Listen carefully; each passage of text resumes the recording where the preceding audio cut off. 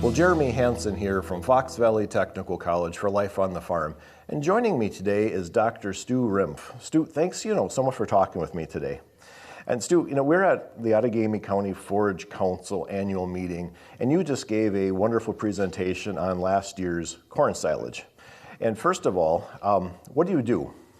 I work for Purina Animal Nutrition. I'm a tech support dairy nutritionist. I work with the consultants that work for co-ops and Purina dealers in Wisconsin. I want to talk about corn silage, especially from 2023. And what is your impression of last year's crop?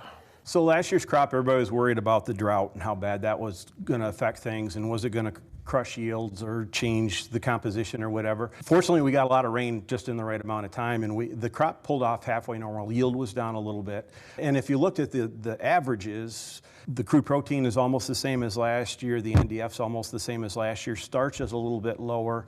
NDF, again, is about the same as last year. NDF digestibility is just 30 hours, just a touch lower.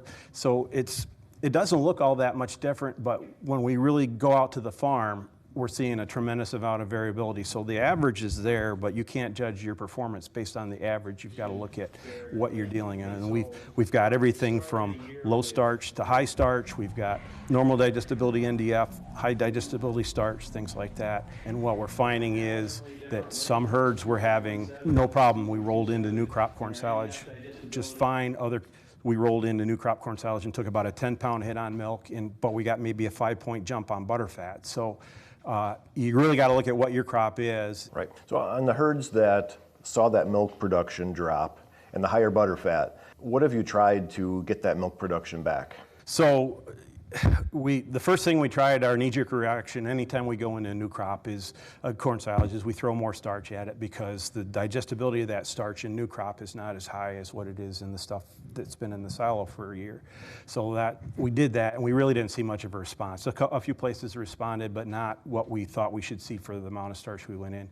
So that's what that triggered us to look into the fiber digestibility difference. And so what we are doing now is we're using more digestible fiber byproducts. We're using a little more soy hulls or a little more corn gluten feed to try to fill in that hole and place a part of the forage. But when we get all done with it, when you put the pencil to it, if you look at the amount of energy that goes into making that milk, even those herds took a 10-pound drop on milk, that extra 5 points of butterfat that they gained, the energy that went into making that 95 pounds of milk versus 100 pounds of milk is almost exactly the same. So it's not that the corn was bad this year, it's acting differently in the cow. Any concerns over the quality of our 2023 crop? The quality of toxins generally were fairly low. They're there, but they're not bad. There is some concerns in other areas about wild yeast, and I think we do have a handful of herds that are out there that I've been out to that have got maybe a little bit lower than normal butterfat. I don't think that's really going to rear its head until spring when we get some heat. Right. And finally, Stu, do you have any concerns going into 2024?